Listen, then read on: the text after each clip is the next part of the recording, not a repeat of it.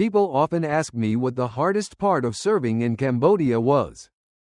They expect me to talk about firefights, explosions, or watching tracers cut through the night sky. But they're usually surprised when I tell them the hardest part was waiting. Waiting through endless nights, staring into an empty sky, knowing that if danger came, we'd have only seconds to react. I served in a Vietnamese anti-aircraft unit during the Cambodian campaign. By early 1983, our battery had been assigned to protect a supply convoy and a field medical station outside Takeo province. Our primary job wasn't chasing enemy troops. We watched the sky, guarded the column, and made sure everyone else could do their jobs without worrying about an attack from above. That morning began long before sunrise.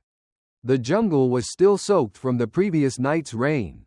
Damp earth filled the air, mixed with the faint smell of old sandbags and engine grease.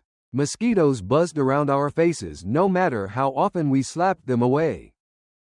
I climbed onto the observation platform with my binoculars hanging from my neck. Every shift started the same way, slowly scanning every section of the sky. Then checking the tree line. Then doing it all over again. Routine kept you alive. Our gun commander, Wah, was already inspecting the position. He wasn't much older than I was, but everyone trusted him. He spoke quietly, never wasted words, and never panicked. Back home, he was supposed to marry his fiancée after finishing his military service. He carried her last letter folded neatly inside the breast pocket of his faded uniform. Then there was Dung, our radio operator. Dung could somehow joke about anything. Even after weeks of living on freeze-dried rice and rainwater, his dented aluminum canteen had survived more accidents than any of us could count. He claimed it was luck. Every new dent came with another ridiculous story, and somehow he always made us laugh. Those small laughs mattered. In places like that, they reminded you that you were still human. The rest of our position looked exactly like every other temporary anti-aircraft site we'd built over the years. Camouflaged netting stretched above the gun. The communication radio sat inside a shallow bunker lined with sandbags. Fresh digging had expanded the nearby foxholes after another week of intelligence reports warning about possible attacks. Everything smelled damp. Everything felt temporary. Even our own lives. Around first light, I adjusted my binoculars again. Nothing. No aircraft. No movement. Only endless green stretching toward the horizon. Then the warning came. Possible aircraft. Stand by. Every man instantly moved without another word. Hands found familiar positions. Eyes locked onto assigned sectors. My heartbeat sped up as I swept the sky from east to west. Several dark shapes appeared far above the treetops. For several long seconds, nobody breathed. Then Wah lowered his binoculars. Birds, he said calmly. Just a large flock catching the morning thermals. No one laughed. False alarms were part of our job. Treating every warning as real was the reason we were still alive. Dung picked up the radio again as static crackled through the speaker. This time the message wasn't about the sky. It came from battalion headquarters. An enemy group was reportedly approaching under a white flag, claiming they wanted to surrender. Our infantry units would move out at first light to receive them. Our battery was ordered to relocate slightly and provide security for the operation while maintaining air surveillance. Wah folded the map across an ammunition crate. Stay alert, he said quietly. They may be surrendering. He paused for only a second before adding something I have never forgotten. Or they may be trying to make us believe they are. At that moment, none of us knew those words would become the beginning of the bloodiest day our little anti-aircraft position would ever endure. We moved the gun position just after sunrise. Not far, maybe a few hundred yards. But in that kind of terrain, a few hundred yards could feel like moving an entire house by hand. The order was simple on paper. Reposition the anti-aircraft gun. Cover the infantry while they receive the surrendering group. And keep watching the sky. Simple orders were often the ones that made men nervous. We had done this before. Not the surrender part, but the moving. Break down the camouflage net. Clear the sandbags. Check the wheels. Push through mud. Rebuild the position. Dig enough to stay alive if shells or bullets started coming in. By then, every man in our crew knew his job without being told. Wah walked beside the gun, one hand resting on the metal frame, his eyes moving from the road to the trees and back again. He had that quiet way about him. He never shouted unless he had to. In our unit, that meant something. A man who shouted all the time usually did it because he was scared. Dung carried the radio set with the strap cutting into his shoulder. His dented canteen bounced against his hip with every step. He tried to make a joke about how the canteen had taken more hits than any officer in the regiment. But nobody really laughed that morning. The jungle was too quiet. That was the first thing I noticed. Usually, even in dangerous places, the forest had its own noise. Birds, insects, branches moving, monkeys crying somewhere far off. But that morning outside Takeo, the air seemed heavy and still. Even the wet leaves looked like they were holding their breath. We set the gun near a low rise where we could see the dirt track leading out from the tree line. The infantry would be closer to the road. Our job was to stay back, protect the bigger formation, and make sure no threat came from above or from the edges of the clearing. I climbed back to my observation spot and raised my binoculars. The sky was pale and empty. Below it, the jungle wall stood dark and thick. Wah checked the firing sector, then pointed toward a shallow trench. If anything changes, nobody moves without my order, he said. Dung tested the radio. At first, headquarters came through clear enough.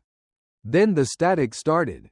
Not loud, just a dry, broken crackle that chewed up every other word. Dung adjusted the wire, tapped the side of the set, then looked at me with a forced grin. Temperamental old beast, he said. But I saw his eyes. He was worried. The radio was our lifeline. Without it, we were just men on a muddy rise, guessing what was happening beyond the trees. In anti-aircraft work, guessing could kill people. A wrong call could expose a convoy. A delayed warning could leave a medical station helpless. For nearly 3 minutes, we lost contact completely. 3 minutes sounds short when you say it now. Back then, it felt long enough for a whole war to change direction. Wah stayed calm, but his jaw tightened. He told one man to keep watching the sky and another to watch the left flank. I kept my binoculars fixed on the dirt track. Then Dung finally caught part of a message. Infantry moving forward. White flag sighted, hold position. The rest dissolved into static. I looked again. At first, I saw only brush and shadow. Then, from the edge of the jungle, several figures appeared. They walked slowly, hands raised above their heads.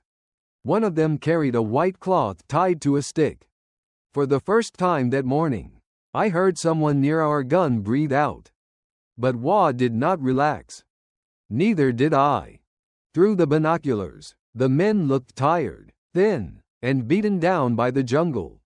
Still, something about the tree line behind them bothered me. It was too dark, too still, and there were places where the leaves moved even though no wind was blowing. The men came out of the tree line slowly. From where I stood behind the anti-aircraft gun, they looked more like shadows than soldiers at first. Thin bodies, torn clothes, bare feet dark with mud, hands raised high enough for the infantry to see they were not carrying weapons. The white cloth tied to the stick hung loose in the damp morning air. Nobody on our side moved carelessly. Our infantrymen spread out along the dirt track, rifles ready but pointed low. They had seen too much to welcome any surrender with open arms. In Cambodia, even mercy had to be handled with discipline. Wah stood beside the gun shield, binoculars pressed to his eyes. Count them, he said. I counted 5 in the open. Then 6. Then maybe 7. It was hard to be sure because 2 of them kept drifting near the brush, half hidden by leaves and shadow. 7, I said. Wah did not answer right away. Dung crouched near the radio bunker, one hand holding the headset tight against his ear. The radio was still coughing static, but now and then a few words came through. Infantry, approaching, hold fire, repeat. Hold fire. I remember how strange that order felt. Hold fire. Those were good words when men were truly giving up, but when you were behind a gun, trained to respond fast and accurately, holding fire could feel like tying your own hands behind your back. One of the surrendering men dropped something on the ground. A rifle. Then another man did the same. The sound of metal hitting wet dirt carried clearly across the clearing. For a second, I felt the whole position breathe a little easier. Maybe this was real. Maybe those men had finally had enough of hunger, fever, and running through the jungle. War does that to people. It wears them down until all the slogans and orders mean nothing beside an empty stomach and a body shaking from malaria. I wanted to believe they were done fighting. Most of us did.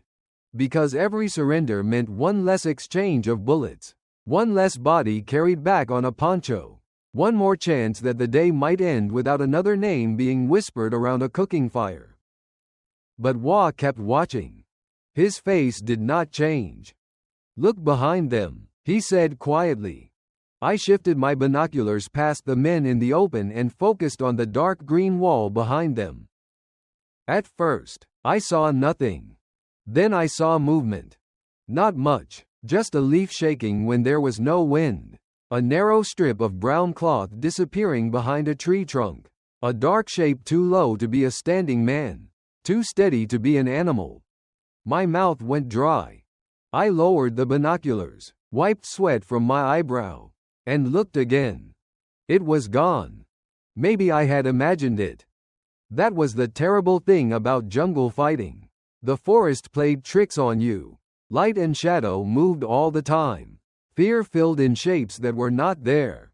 But sometimes fear saw the truth before your mind was ready to accept it. I told Wah what I saw. He nodded once. Not surprised. Not alarmed. Just listening. Tell the infantry, he said to Dung. Dung bent over the radio. Possible movement behind surrender group. Possible cover in tree line.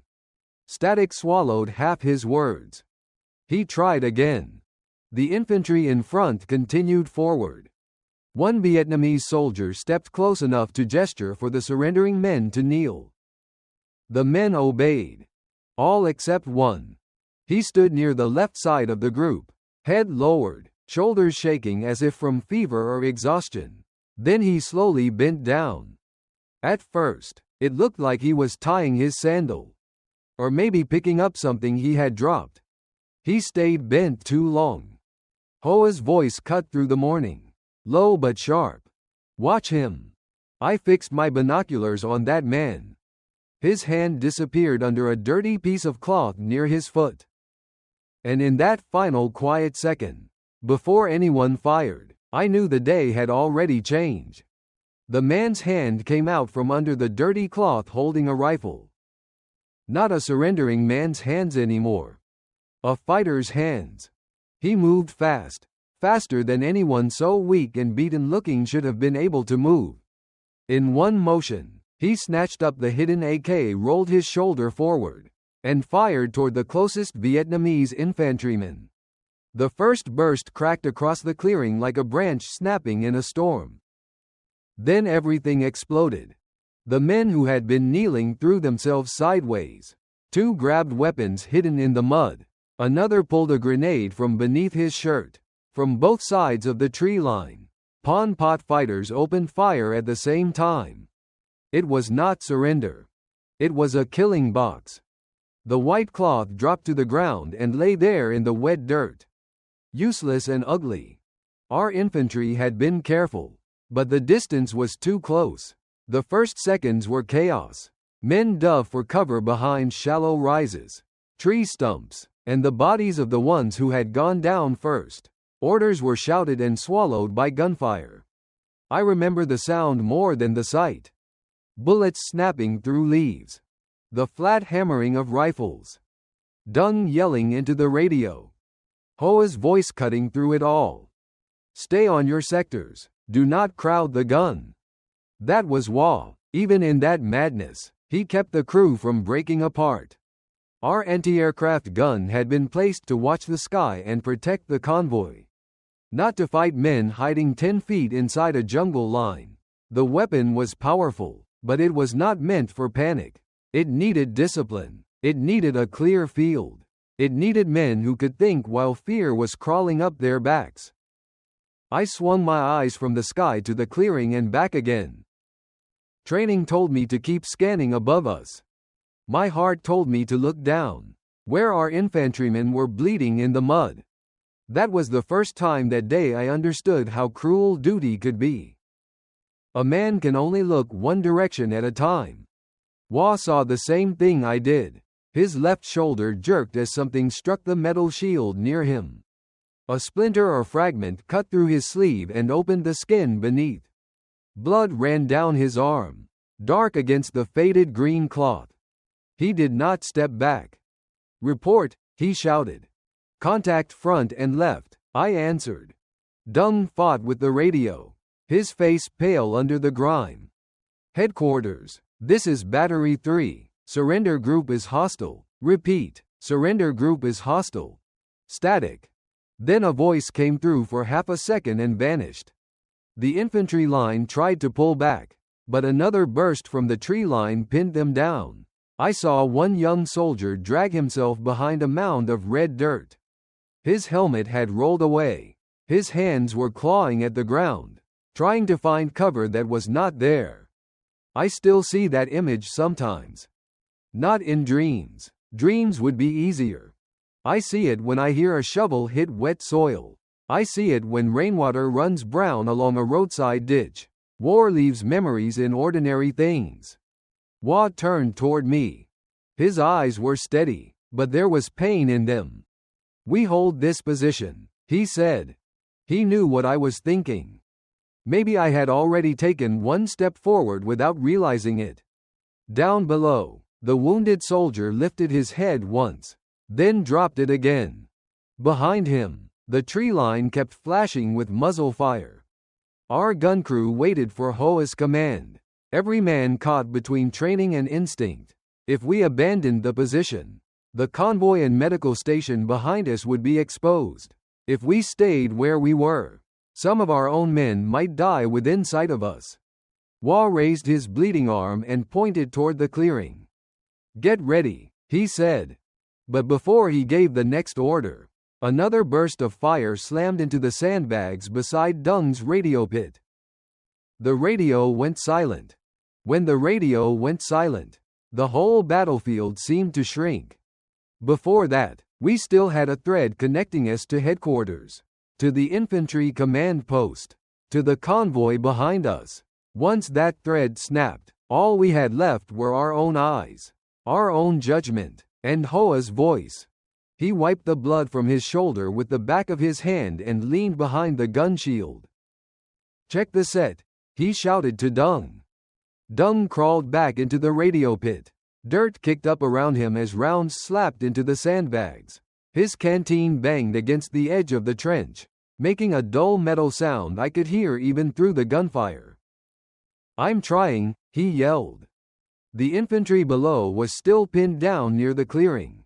Some had managed to pull back behind the low ground, but one small group was trapped farther out, too exposed to stand, too close to the enemy tree line to wait safely. I could see them through gaps in the smoke and dust. 3 men. Maybe 4. One of them was crawling backward, dragging his leg. Another kept firing short bursts toward the jungle. Not to hit anything, I think, but to keep the Pon Pot fighters' heads down long enough for someone to move. Wa saw them too. For several seconds, he said nothing. Those seconds stayed with me for years. People who have never been in war sometimes imagine decisions are made with speeches, with dramatic words, with clear right and wrong. Most of the time, it is not like that. Most of the time, a man just stares at a bad choice and realizes both answers will cost somebody. Our anti-aircraft position had one purpose: protect the main body. Behind us were ammunition trucks, wounded men at the aid station, cooks, drivers, medics, signal troops, people who depended on our guns staying ready. If we shifted too much attention forward, if we broke discipline, the whole rear area could be opened up to another attack. But ahead of us, men were bleeding in plain sight. Wah finally spoke. "We hold the gun," he said, "but we help them move." He turned the crew into something between a firing team and a rescue line. 2 men stayed locked on the assigned air sector, because Wah would not abandon that duty no matter what was happening on the ground. Another man watched the rear approach. I was ordered to mark flashes along the tree line and call them out. Wah adjusted the gun's angle with careful, controlled movements. "Short bursts only," he ordered. "No waste, no panic." That was the thing about Wah. Even wounded, he made fear smaller by giving each man a task. The gun thundered once. Then again. Not wild, not blind, just enough to break the enemy fire from the left edge of the jungle. Leaves and bark exploded outward. The trapped infantrymen began to move. One crawled first, then another grabbed him under the arms and pulled. A third man covered them, firing from his stomach with mud on his face. Dung suddenly shouted from the radio pit. "I've got them, weak, but I've got them." He pressed the headset hard to one ear and spoke fast. "Battery 3 to command. Infantry pinned near surrender point. Enemy in tree line. Request support. Radio damaged but working." Static answered him. Then a broken voice came through. "Hold, position, support moving." Support moving. Those 2 words meant the world. But they did not solve the problem in front of us. The men in the clearing still had to survive long enough for help to arrive. Then I saw one soldier collapse halfway across the open ground. He tried to get up and failed. The others could not reach him without exposing themselves again. I looked at Wah. He looked at me. Neither of us needed to say what we were thinking. Our orders were to stay at the position. But one of our own was lying out there, alone, between our gun and the jungle. Hoa's jaw tightened.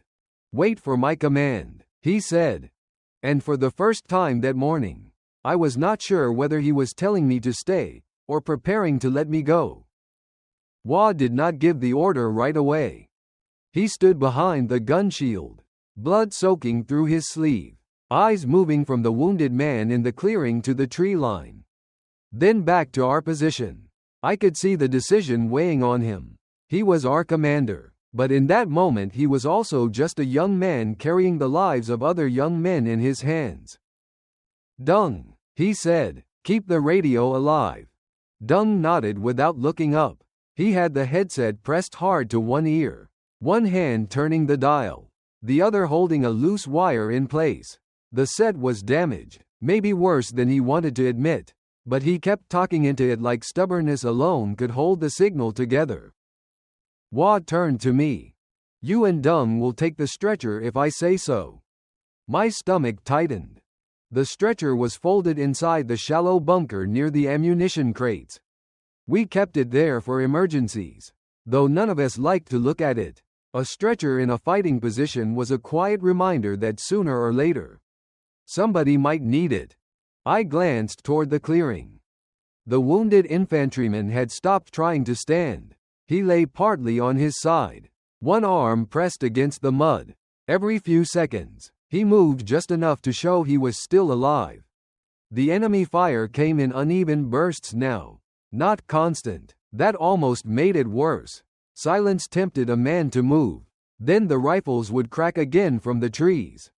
Wah pointed to the left edge of the jungle. "I'll cover that side. Wait for the burst. When they drop, you move." "Comrade," I said, "You're hit." He looked at me as if I had told him it was raining. I can still command. There was no pride in his voice. Just fact. That was Wah. Dung crawled out of the radio pit with mud on his elbows and fear in his eyes. But he said nothing. He grabbed the folded stretcher. His dented canteen swung forward and knocked against my knee. For one foolish second, I almost laughed. That canteen had survived falls, truck rides, malaria fevers, and every careless step Dung had ever taken. Now it was going with us into a clearing swept by bullets. Wah leaned into the gun. Ready. The gun fired. A hard, controlled burst tore into the tree line. Leaves flew apart. The enemy fire broke for a heartbeat. Go. Dung and I ran low. Not brave, not heroic, just running because stopping would mean thinking. Mud sucked at my boots. The stretcher slapped against my leg. Bullets cut through leaves above us and smacked into the ground behind us. I remember the smell of wet soil more clearly than anything, the raw, opened smell of earth hit by gunfire. We reached a shallow bomb crater halfway across and threw ourselves into it. Dung landed beside me, breathing hard. For a few seconds, neither of us moved. The world above the crater was all noise. I looked back at our position. Through smoke and dust, I saw Wah still standing by the gun, one arm hanging lower than the other, directing the crew with short hand signals. He had stayed. That was his choice. Ours was ahead.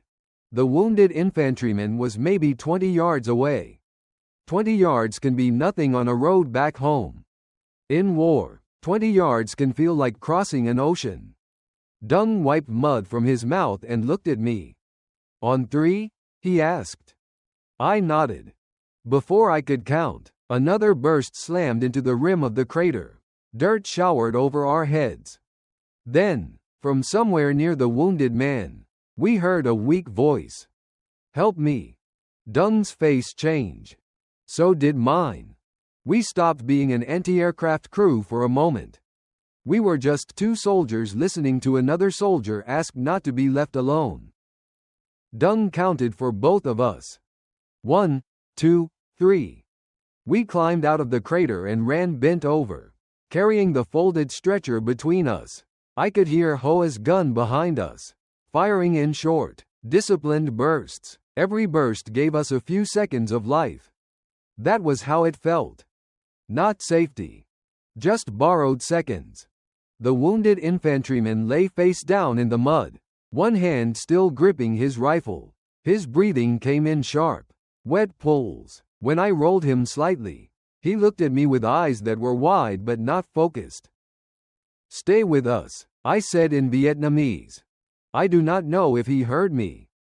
Dung unfolded the stretcher with shaking hands. For once, he had no joke, no grin, no clever words. He worked fast, jaw clenched, mud smeared across his cheek. A burst of fire snapped over us. We flattened ourselves beside the wounded man. Dirt jumped around my elbows. From our position, Wah answered at once. The anti-aircraft gun roared again, not like thunder from the sky, but like a door slamming shut between us and death. The enemy fire broke long enough for us to move. Now, Dung shouted. We lifted the wounded soldier onto the stretcher. He cried out once, then bit down on his sleeve. That sound cut through me worse than the gunfire. Pain has a human voice. Once you hear it close, you never forget it. We started back. The stretcher was heavier than I expected. Not because the man was big. He was thin, maybe younger than me, but a wounded body carries more than weight.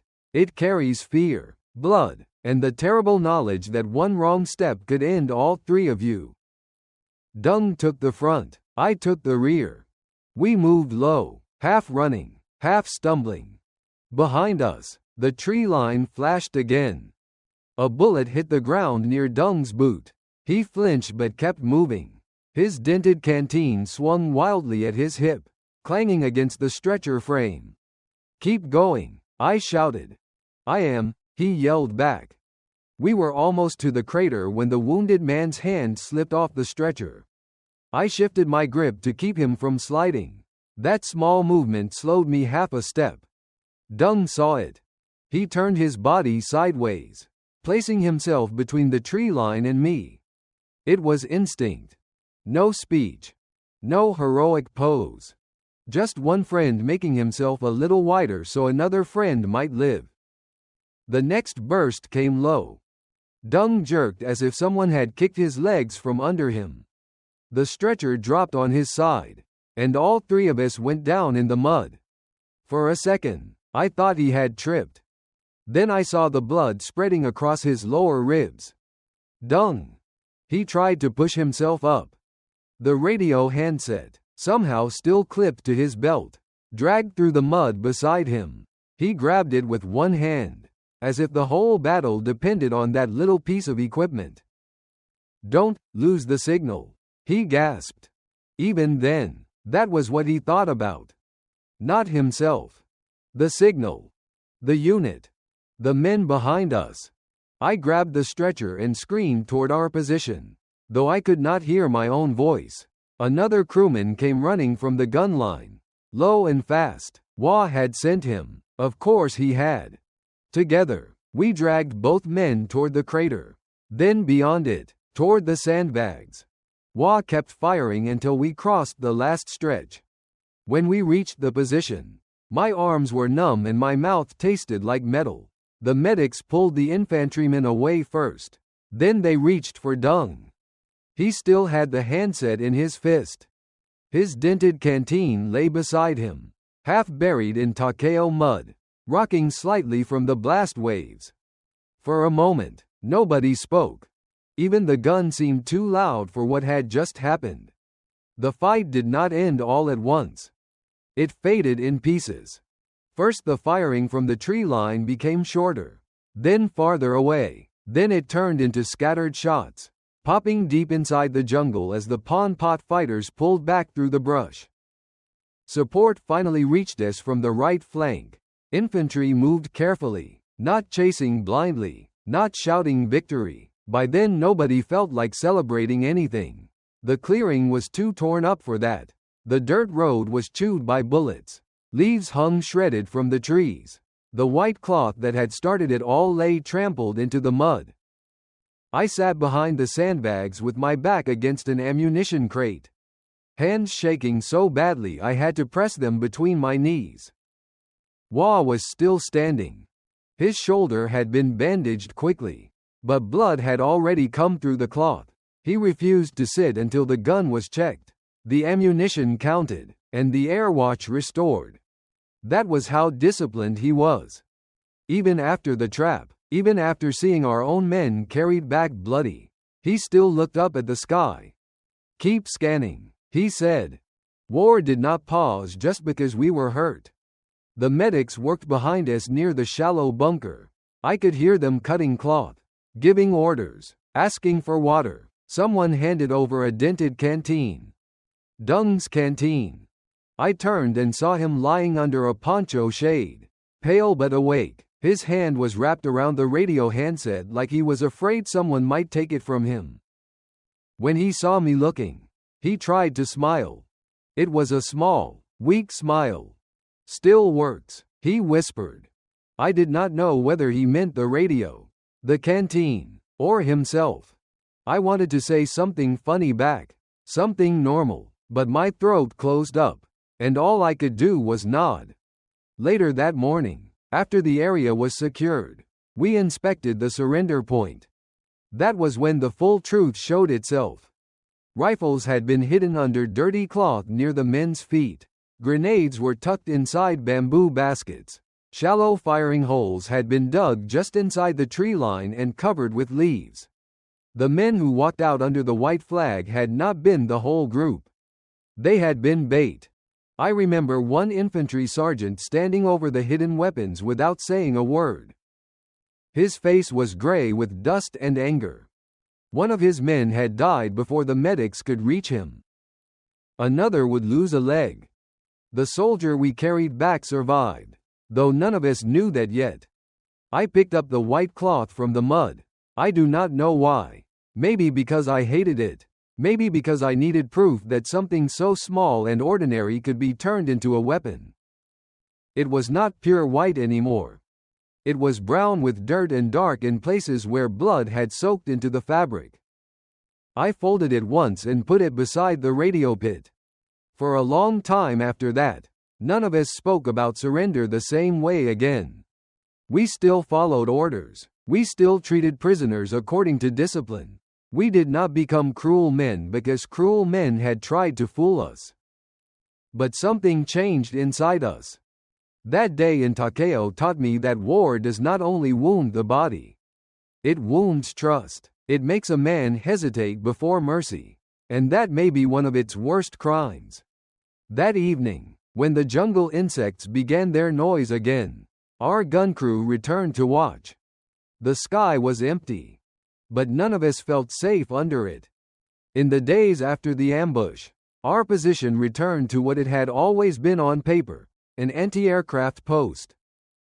We watched the sky. We checked the gun. We cleaned mud from the mechanisms. We reported every shadow that crossed above the tree line. But none of us were the same men who had arrived there before sunrise. Takeo had changed the air around us. Even when the jungle was quiet, it no longer felt peaceful. Every bird call seemed too sharp. Every broken branch made hands reach for rifles. Every white rag tied to a cart or hanging from a branch made someone stop and stare a second too long. That is what war does. It teaches your body lessons your mind cannot easily forget. Wa stayed in command, though his wounded shoulder stiffened badly in the damp weather. He refused to be sent back unless ordered. Each morning he stood beside the gun with his arm bandaged under his shirt, checking every sight, every belt of ammunition, every assigned sector. He was more careful than before, if that was possible. Not colder, just quieter. Sometimes, during the long afternoon watches, I saw him take the folded letter from his fiancée and read the same lines again. He never showed them to us. He would read, fold it carefully, and put it back against his chest as if that small piece of home was holding him upright. Dung survived the wound, but he did not return to the radio pit right away. For several days he lay near the medical station with fever coming and going. When I visited him, he complained more about losing his canteen than about the bullet. That was Dung's way. If he joked, we knew he was still fighting. But his eyes had changed too. He had always looked at the world as if it owed him one more laugh. After Takeo, he still smiled, but sometimes the smile arrived late, like it had to travel a long road first. The radio was repaired with spare parts and stubborn hands. The headset smelled of mud and sweat. The first time I heard static come through it again, I thought of Dung gripping the handset while blood ran into the dirt. From then on, that sound never felt ordinary to me. At night, the jungle came alive. Insects screamed from the wet grass. Something moved through the brush beyond the wire. Rain dripped from the camouflage net onto sandbags and steel. We ate dried rice softened with boiled water, sitting low in the trench, passing a dented cup around because no one wanted to walk back to the cooking shelter in the dark. The malaria came in waves. One man would shiver under a poncho while another took his watch. Then the fever would pass to someone else. We kept working because the sky did not care who was sick. There were no big battles during those days. No grand victory. No speech. Just watches that seemed to last forever, and men trying to remain steady after seeing how quickly trust could turn into blood. I learned then that courage was not always charging forward. Sometimes courage was standing in the same place the next morning, scanning the same tree line, knowing exactly what had happened there and doing your job anyway. Before we left Takeo, a medic handed me Dung's canteen. It had been found near the crater, washed but still stained in the dents. I held it for a long time. It felt heavier than it should have. I have lived many years since Takeo. The jungle is far behind me now. The gun position is gone. The sandbags have rotted back into the earth. The dirt track where those men walked out under a white flag has probably been covered by grass, rain, and time. But some things do not disappear. In a small wooden box at my house, wrapped in an old piece of cloth, I still keep Dung's dented canteen. It is not worth anything to anyone else. The cap does not seal right anymore. The side is crushed in 2 places. The metal is scratched and darkened from years of field use.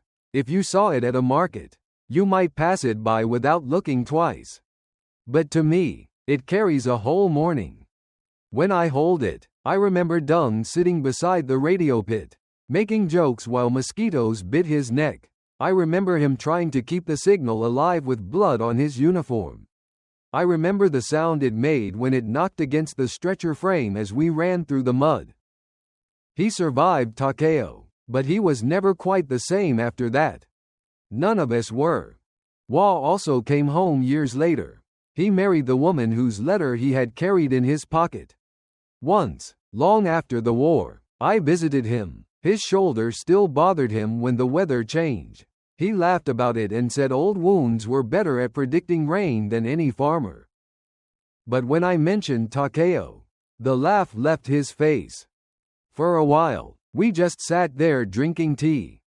That was how veterans talked about some things, not always with words, but by sitting together long enough for the silence to be understood. People sometimes want war stories to end cleanly. They want the bad men defeated, the good men safe, and the lesson written clearly at the bottom like a schoolbook. But war does not give clean endings. The Pon Pot trap at Takeo ended with some men saved, some men wounded, and some men carried away under ponchos. It ended with a white cloth stained brown in the mud. It ended with a radio that barely worked, a gun crew that kept watching the sky, and young soldiers learning that mercy and danger could stand only a few feet apart. I do not tell this story to make anyone hate. Hate is easy in war. Too easy.